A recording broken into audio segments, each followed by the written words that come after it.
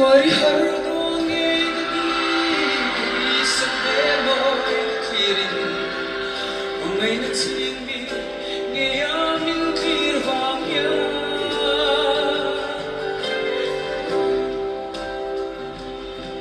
rin na min lom ng la dulot vangin lamang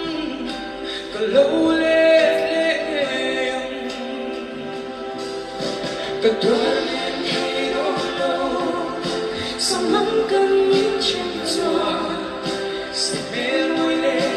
e dilan nentero kung puiso de mania itong legayang mo kafong san malutwa kajama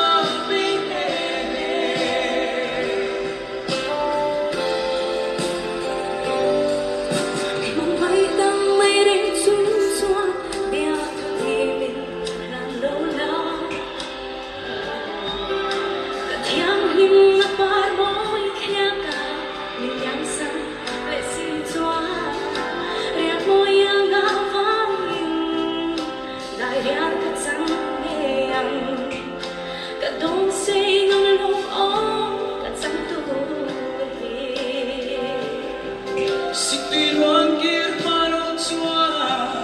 ring no min nom reng nange kan na chalin katiam nun le nang che mai che dulai di chimlo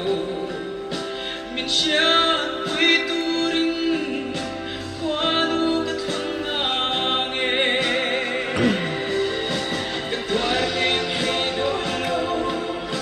sa manggang minchento sa memoile kadilal